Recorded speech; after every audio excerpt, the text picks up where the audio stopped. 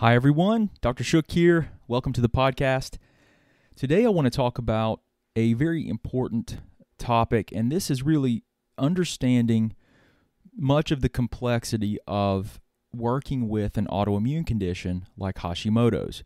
So if you're dealing with a thyroid issue, if you have been diagnosed with hypothyroidism, then you have about a 90% chance that the reason for your thyroid being low is because your immune system is attacking your thyroid.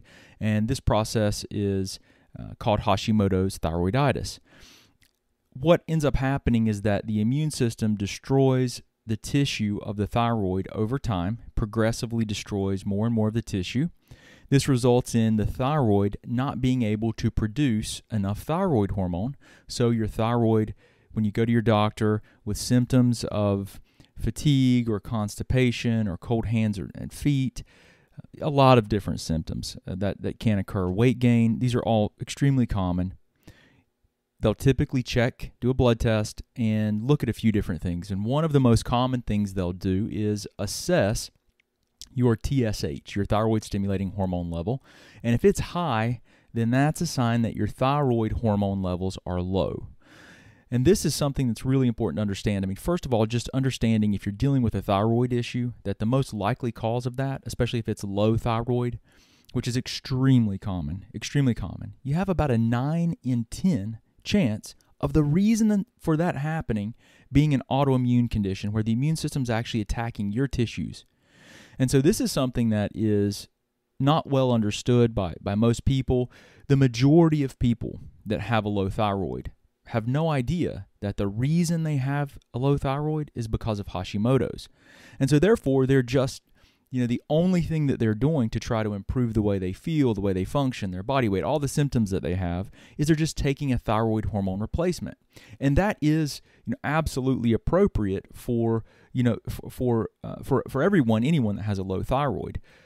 However, there's a lot more that you can do to try and dampen the autoimmune process. I mean, the question you need to be asking is, why is my immune system attacking my thyroid?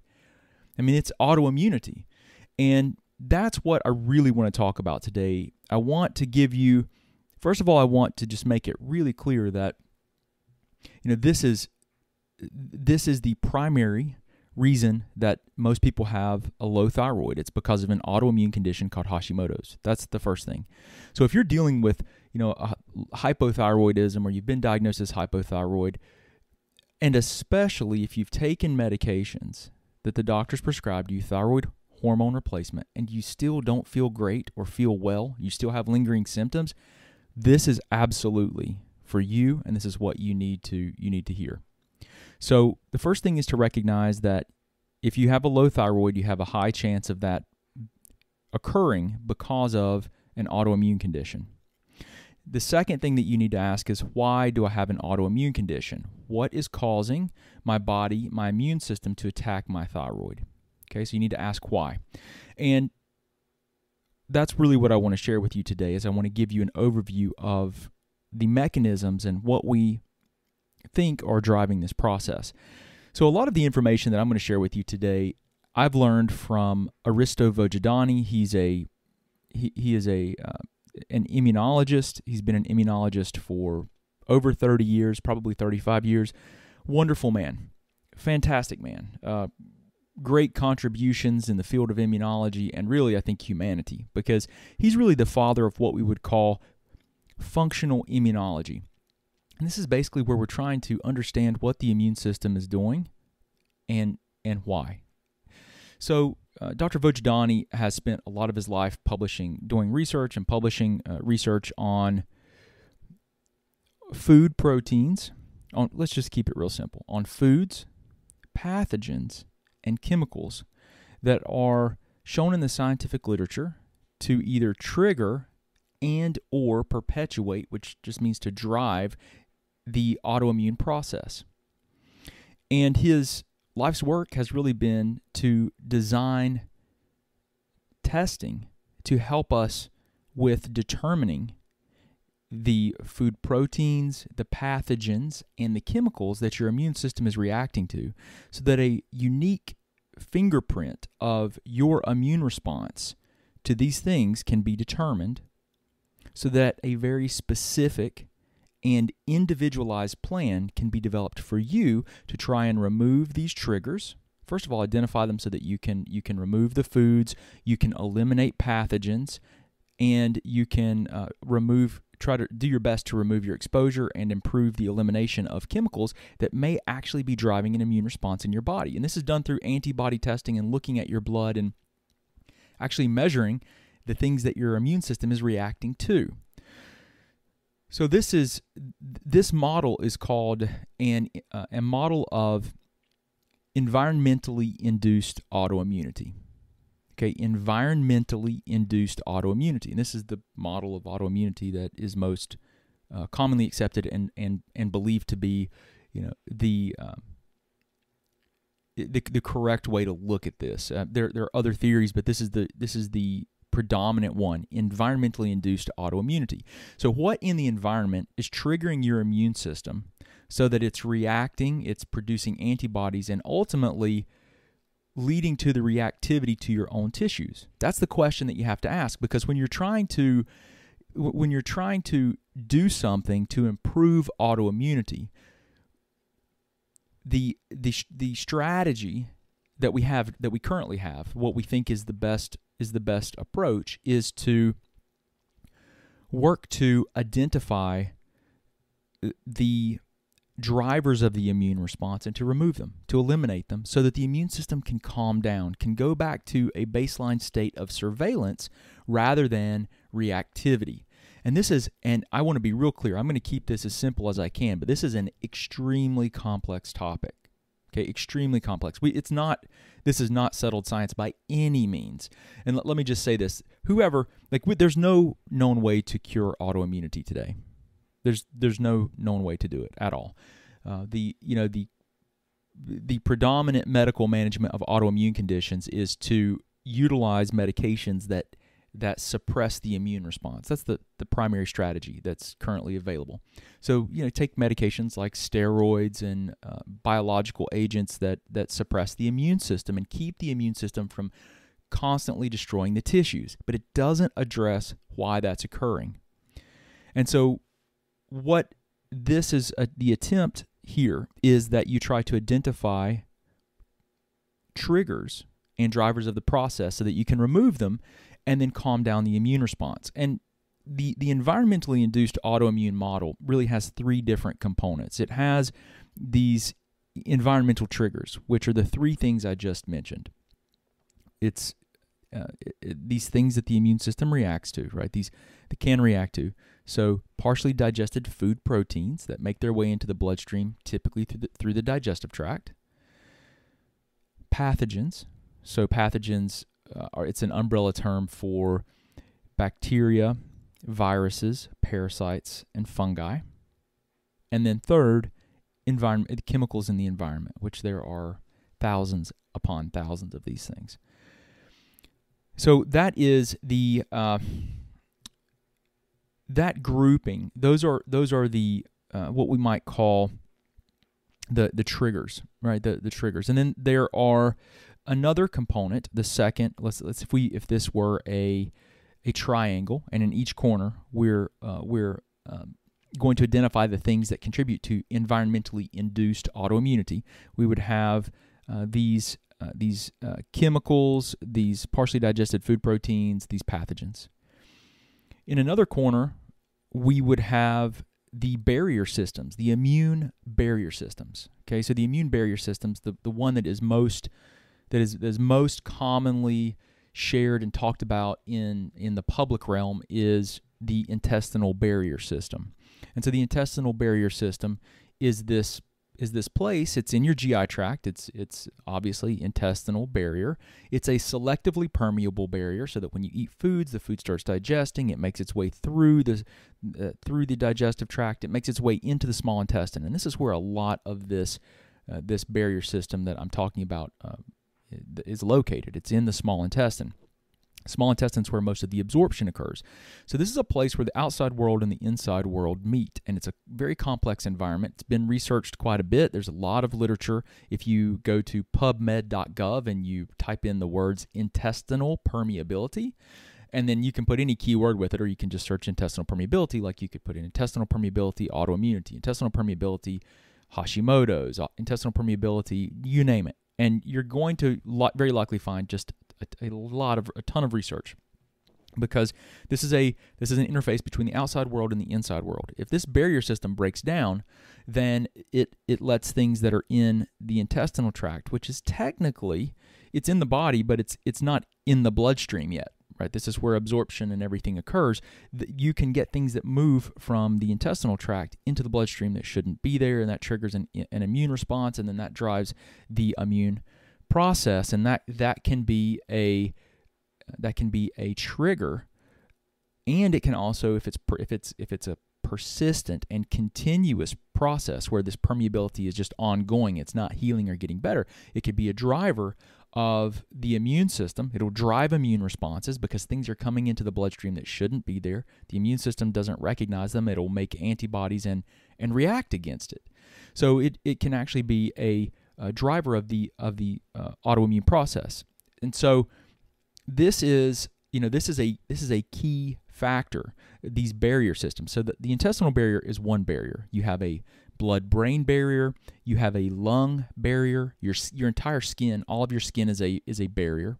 You have barriers in the kidneys, you have various barriers throughout the body, but the one that is most commonly implicated in autoimmunity is the gut, is the intestinal barrier, because it's really a very complex barrier system that has, inside the digestive tract, you have this incredible diversity, this microbiome, this environment of bacteria, viruses, all kinds of different organisms, not just bacteria, but you have this very complex environment there that, when healthy, really keeps the intestinal lining healthy. And when, obviously, when not healthy, it sets up an environment where you're going to have more likely to have problems with your digestive tract. So the barrier systems are a key factor. If the barrier systems are unhealthy, then it opens the door for triggering and driving autoimmunity. So the barrier systems are the second part of the factors that we have to consider when looking at what can we do about autoimmunity, environmentally induced autoimmunity. So we want to understand the triggers, right? The foods, the pathogens, the chemicals. We want to assess and try to understand the best that we can the barrier systems, especially the intestinal barrier. And then the third thing is immune system regulatory function. That's a mouthful. Immune system regulation or regulatory function. And this is complicated because we're still learning about all these things, but this is one we're learning about quite a bit. So the immune system, what you want with the immune system is you want it to function normally. You want it to function properly. You want it to, when it needs to react to something foreign, something like an infection, it mobilizes the cells and it reacts and it clears the infection, and then it goes back to a baseline state of surveillance. But in some people, for a lot of different reasons, it could be vitamins deficiencies, it could be mineral deficiencies, it could be like a vitamin D deficiency, it could be a very imbalanced intake of fatty acids. Maybe they eat a lot of omega-6 fats and very little omega-3, and they have an imbalance that actually drives a pro-inflammatory state in their body, promotes inflammation. Maybe they have like a poor antioxidant status. Maybe they've been exposed to chemicals, or maybe they're getting exposed to chemicals that cause the individual cells of the immune system, because there are a lot of different types of cells, to be dysregulated and not react normally. Maybe the chemicals cause these individual immune cells to be overreactive and to be hyperreactive and react against things that they really shouldn't, to have an exaggerated immune response. This is a more tricky area. But what you do is, our current strategy is to consider, so again, coming back to like, okay, I have a thyroid problem. That thyroid problem is probably being caused by an autoimmune process. And you can get that, you can check that. Your doctor can check that. We check this quite frequently, but I usually work with people that are already diagnosed with Hashimoto's. We're not the person that usually finds that someone has Hashimoto's. because it's so common. I mean, what you do is the doctors will typically run a thyroid antibodies test. Most likely, they will check TPO antibodies. That's thyroid peroxidase antibodies. That's the most common immune system target in Hashimoto's, meaning that your immune system will be destroying that enzyme. TPO, thyroid peroxidase, is an enzyme found in the cells of the thyroid, and it's responsible for. It's essential for production of thyroid hormone. So when it gets destroyed, then you can't produce thyroid hormone at the normal rate. So that's the most common antibody check. They'll also often check thyroglobulin antibodies. But TPO antibodies, if those are positive, then you have an immune response against the thyroid. And there is a small subset of people that are seronegative, meaning they don't have antibodies against TPO. And those people, they really need like an ultrasound done. I mean, your primary care physician or your endocrinologist will, they'll do an examination of your thyroid. They'll palpate it, so they'll feel the thyroid with their hands. They'll often order imaging like an ultrasound, which is great. I think if you have Hashimoto's, you should really get an ultrasound once a year, or you should advocate for that. Some doctors don't like to do that, but I think it's worth doing because it does predispose you to, you have a higher likelihood of having cancers and other pathologies of the thyroid develop because of the immune destruction against the cells of the thyroid, which can cause DNA damage, and then that could lead to to cancers. So that's something that I think is a reasonable thing to do. That's more of a preventative thing, and I think if your doctors don't want to do that, you could just say, could I do it? How much? If it's not medically necessary, could I pay for it out of my pocket? Most of the time, that's some of the imaging centers that I've seen, they charge around $100 to do a study like that, and so I think it's worth paying out of your pocket if it's something you can do.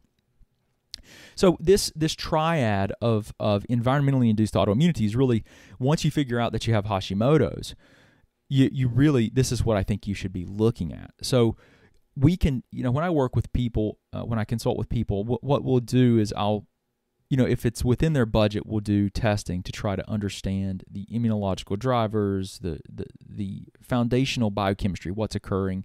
Do they have deficiencies in certain things? We'll look at their diet and try to understand, are they eating the right types of foods? Are they, if you're eating processed foods and you're eating, just a lot of basically processed foods, you're going to be at a much higher risk of having problems. I can just tell you, because those are just not foods that are really compatible with a good GI tract or microbiome. For one thing, they encourage the growth of species of bacteria that tend to not be most favorable for human health. You want to eat more of a whole foods diet. This is just, listen, nutrition is not a settled science either. And you're going to find people that are huge advocates. And so there's going to be of various diets, of carnivore diets, of vegan diets, of paleo diets, of Mediterranean diets. And, the diet that has the most research and evidence behind it thus far, I think, is like the Mediterranean diet. And so, but everyone is going to have different genetic backgrounds, so there's going to be a degree of bio-individuality. I can tell you that when it comes to Hashimoto's, the things that I've seen the greatest improvement with are like the autoimmune paleo diet. That's been one of the very best diets that I've seen to help from removing foods that tend to be problematic and putting in foods that tend to help with better systemic health, decreasing inflammatory food protein triggers, encouraging the right bacterial growth in the gut, that type of thing. Yeah, encouraging better nutrient status overall. So that's, from a dietary perspective, if someone is just trying to figure out what to do, that's not a bad diet. We created the transformation program that we have that follows a dietary program. It's very close to an autoimmune paleo diet program, but we've used that with a lot of the clients that I consult with as a backbone, as a structured program to help them with the dietary aspect of the things that we see that usually helps people, from a trial and error perspective, when we don't have really the budget to do significant amount of testing, which is not uncommon. I mean, it's one of those things that a trial and error approach is always reasonable to do, especially if you don't have a budget to get more data. So the thing with the environmentally induced autoimmunity is that when you're trying to understand what can you do for autoimmunity, those are really the things that you need to look at. You really need to look at these aspects of what might drive this process.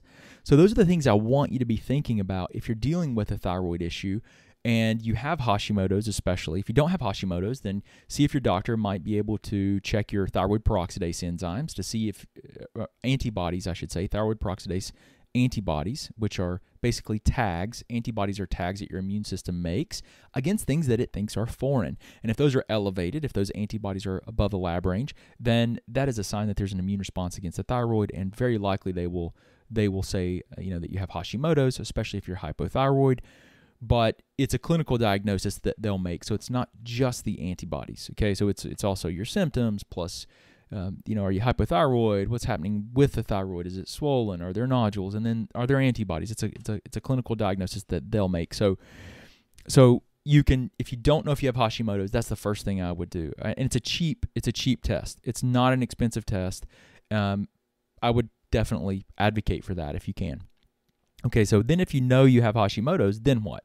Well, there's basically like a trial and error based strategy you might want to consider, which is like dietary, lifestyle, maybe some temporary baseline supplementation to make sure that you don't have deficiencies, or at least the way I like to put it is with nutritional supplementation, without testing. I mean, there's certain things you want to. It's always good to know your levels. You don't want to take super high doses of anything, but it's to fill in the nutrient potholes. That's kind of how I look at it, and follow like a dietary, lifestyle, and temporary nutritional supplementation strategy to see how you improve. If you improve, and so we put together the transformation program so that people could have a framework we've used that I've used that strategy in the program that we've refined it, I think about 4 times now, updated it and refined it with people that I work with, and we make that publicly available to people. You can check it out at thyroidprogram.com if you're interested,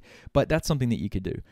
Or if you wanted to do more of a quantitative approach, if you have a budget, I mean, you're to do immunological testing and go more in depth, you really are going to have to spend several $1,000s. And I know that's not ideal. I would prefer that not to be the case too. I wish that everyone could just go to their doctor, get the testing done, and then it would be more simple, but it's really very in-depth. There's a lot of different things that I recommend when we're really trying to dig into the environmental triggers. I mean, we'll do stool panels, we'll do blood testing, we'll look at, we may do salivary testing. I mean, there's a lot of different things that we do to try to assess what's happening so that we can get the best starting point. I mean, that's really what it comes down to, is like, how do we get the most unique signature of what's happening to you to give us the best chance to make a difference? Because guess what? It can be very difficult. Sometimes with all the test results, we still can't make differences in people's health. And it's complex. That's what I really want to share. It's complex, but there's absolutely hope. There's absolutely hope. A lot of people make significant improvements and can really dampen the autoimmune process, and in some cases, they're able to put it into remission. And on that note, there's something that's really important to understand if you're dealing with any autoimmune condition, and that is, you have to understand that autoimmunity, we don't know how to cure it, right? So it's always there. I tell people it's kind of like autoimmunity. Think of it as a light with a dimmer switch. Okay, so when the autoimmunity is raging, it's in full effect, it's creating tissue damage, it's creating a lot of problems for you. That's when the light is as bright as it will go. Imagine that. Okay, that's kind of what we would consider it as like a light that's as bright as it would go. And what we're trying to do is we're trying to dampen and turn down that autoimmune process without suppressing the immune system. We're just trying to remove triggers, help the immune system calm down, give it what it needs for better immune regulatory function. And there's a lot of things. It's diet, lifestyle, and often it requires temporary nutritional supplementation. So dampening it would be like turning that dimmer switch down and it just going down and being not quite as bright. And if you're in remission, it would be turning that dimmer switch all the way down, but you can't turn the light switch off, right? Because we don't know how to cure it. So the point there is that you can have, and anytime someone's autoimmune, even if they're in remission or even if they've really dampened the process, it's to be aware that it's common, and you should expect that there is going to be relapse. to some degree, okay? The key is that you learn the strategies, initially. That's one of the things I try to teach, is like teach you what are your triggers, what do we need to do to help you dampen this process, and then when you do have a flare, you'll have that knowledge of how you got to a state of remission or of dampening the process that you can then utilize to try to calm it back down. Okay, so let me give you an example. Like, some people will have flare-ups when they have really stressful events, because guess what? Stress changes our hormonal physiology. It makes us susceptible to autoimmune flares, and it does so through primarily stress. Like, let's say you lose a loved one, okay, and you're grieving. Well, that stress causes your stress hormone cortisol to go up, and if that stays up for a prolonged period of time, it can lead to poor gastrointestinal repair of the mucous membrane, and it could lead to and open the doorway for transient or, during that stressful period, leaky gut or intestinal permeability to occur.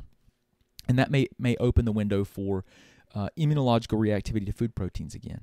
So one thing that you might do during that period of time is try to rest, try to eat foods that are easier on digestion, maybe even utilize temporary supplementation to help support the digestive tract, mucous membrane, and health, and just do what you can there to manage that stress until you're able to work through that loss and be more at peace with it. And that's something that's much easier said than done, I know. So, but I want to give that example, and I want to make sure that it's clear that that's to be expected. Relapse and remission is part of this process until we're able to cure it. So that's an important thing. And it's also important to understand the stages of autoimmunity, because there are a lot of different stages. And so there are 3 stages of autoimmunity that have been identified, and this is how it's really classified. So stage 1 is where someone doesn't have any symptoms.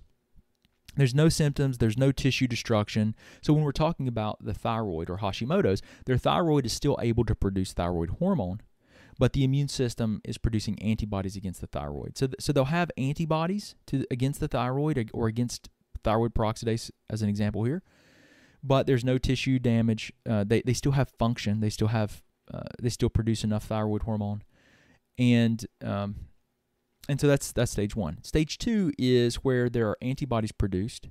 The person has symptoms now, but the tissue is still functioning. They haven't lost function of the tissue.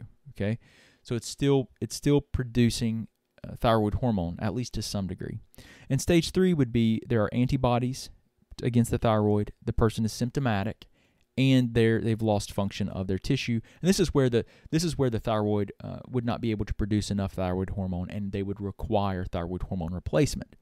Okay, so those are 3 stages, specifically talking about Hashimoto's and thyroid destruction. Now, this is obviously different for all tissues, but it's the same concept.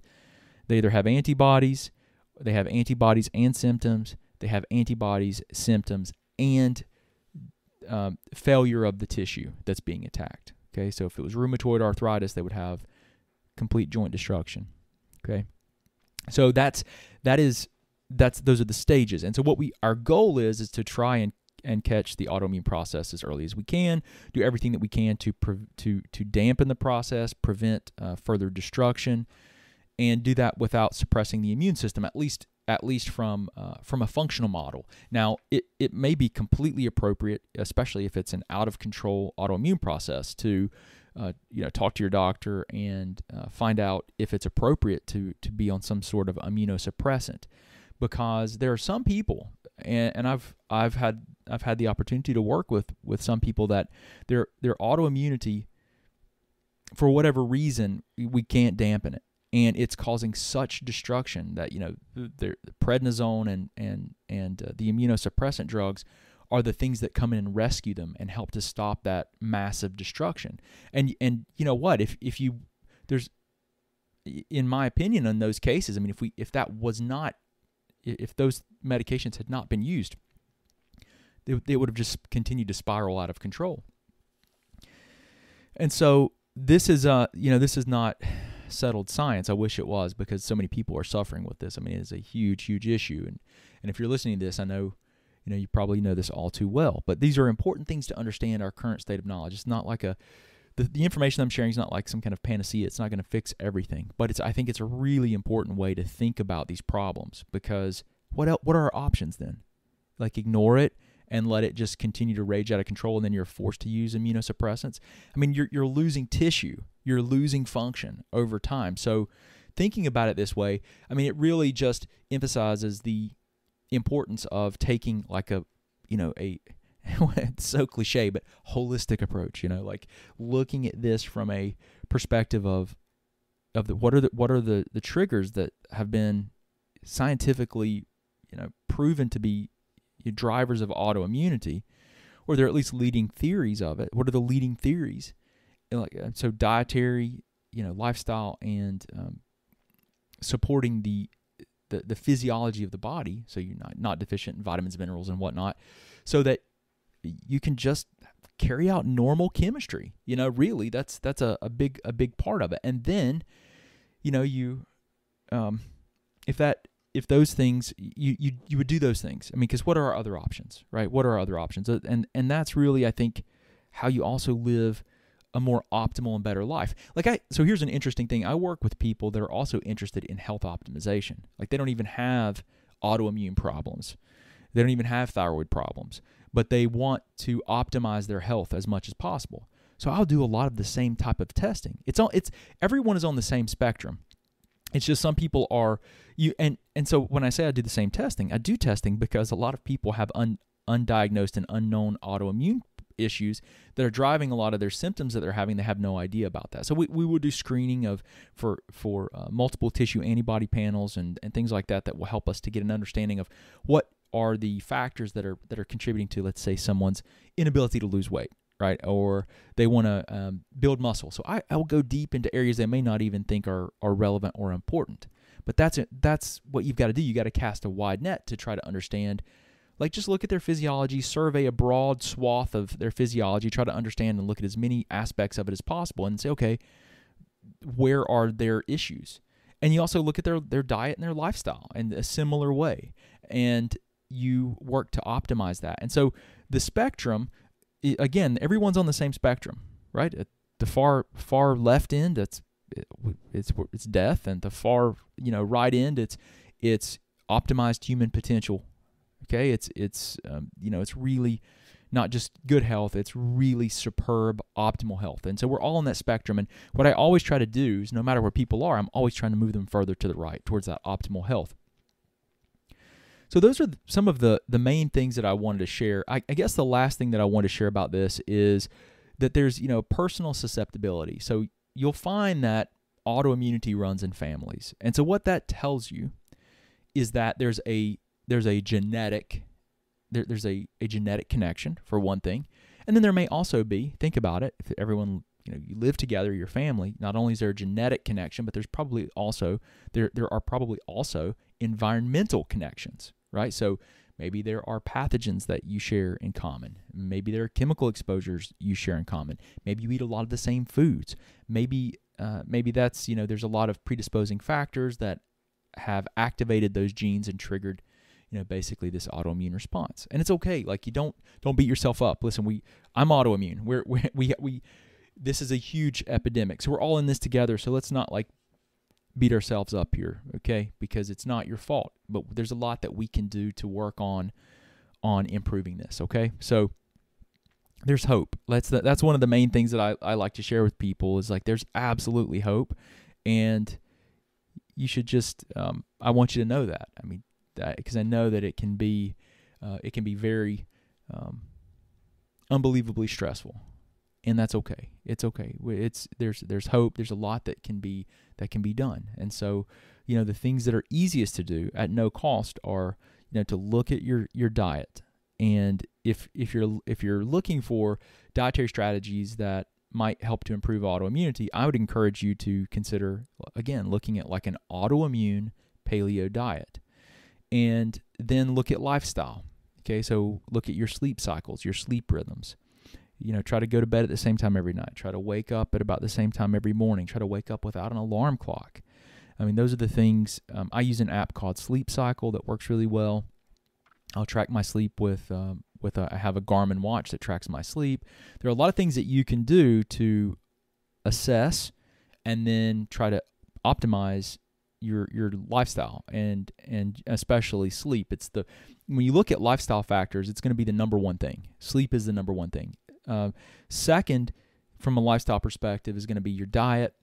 Third is going to be probably your stress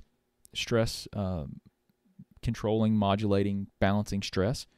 And so there are certain things that you can't eliminate certain stressors. We just live with certain stressors that we can't just easily eliminate. So you got to do things like some of the best things are like exercise.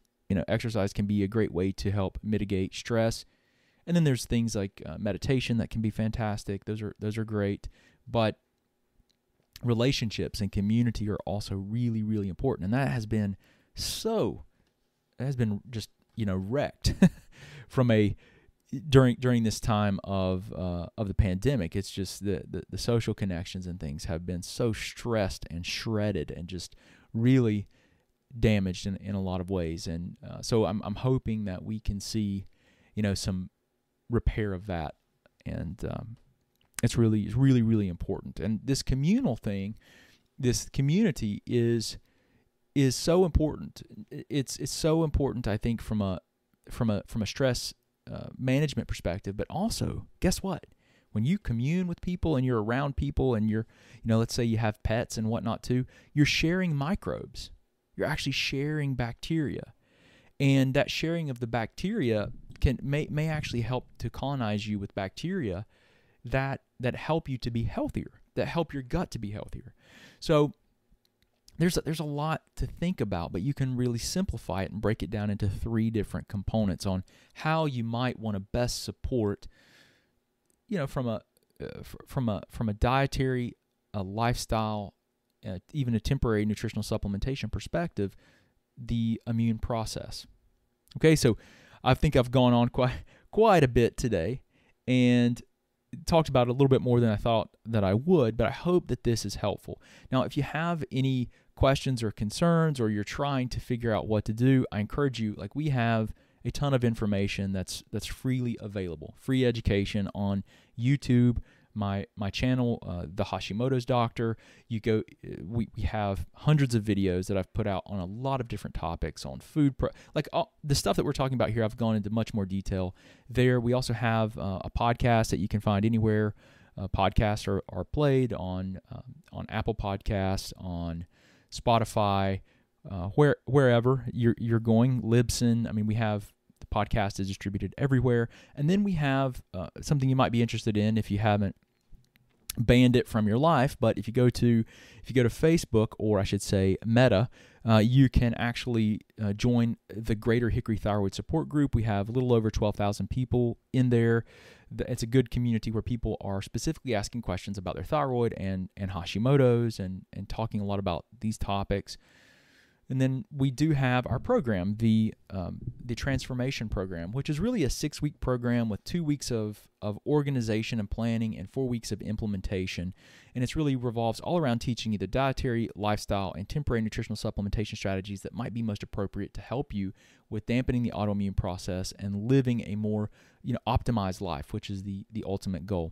And then finally, if you are struggling with this and you would like some guided assistance, I do work with people. I consult with people across the United States and around the world via distance consulting, and you can learn more about that at my website, which is drbradshuk.com. You can just go to drbrad and then my last name Shook, SHOOK.com. That's drbrad SHOOK.com, and you can learn more about working with me. There's an application for care page. If you're interested, just read over that. All the questions that you have, we answer in frequently asked questions. I talk about the strategy that we take, which is really this detect, remove, repair strategy, right? Detect the problems the best that we can using quantifiable testing. Work on repairing the damage. So you remove things that you find temporarily, so if it's foods, you remove these foods temporarily. If it's pathogens, you try to get rid of them. If it's chemicals, you assess your environment, you try to get them out. You work on ways to eliminate the burden of chemicals. We assess the barrier systems. We utilize strategies to try to support healing them. We modify diet based on, let's say we do food sensitivity testing as well. We modify diet based on that. We put together a very unique, what I would call bio-individualized plan for you. And we try to do that based off of quantitative testing, right? Things that that are repeatable. So we do that, and I try to help people put together plans that can help them. And that's, if you're interested in that, you can definitely go there and check out the application for care page, and you can fill out an application form if you're interested. But there's a lot of resources, so there's a lot of things that you can do, and I hope that this has been helpful today. I'm going to be talking about this in more detail in the coming podcast. There are several things that we need to go into as far as like lifestyle management, dietary management, and some more of the specifics there. I'm going to talk about in some of our future podcasts antigen management, which is really when we're looking at these pathogens and how they can trigger and drive the autoimmunity. I'm going to talk about chemicals, and then the immune barriers. And then finally, we'll talk about like immune tolerance. But these are all things that I want to get into and cover in more detail. Now, lastly, and I've said lastly, I think a time or two now, but this is the last thing. You can go to YouTube, and I have a video series that I put together on autoimmunity, and it is one of the best video series that I've done. If you're really interested in understanding this better, you can go there. I'm not going to say it's entertaining, but it's definitely informative. And if you're like me and a lot of other people that are really looking for answers and trying to figure out how to be healthier, live better, live longer, have a better quality life, that's where I would recommend that you go and you watch some of those videos. They're very thorough, so you can check those out if you're interested. But I appreciate you hanging out with me today. I hope you have a wonderful, wonderful day, and I look forward to talking to you soon. Thanks.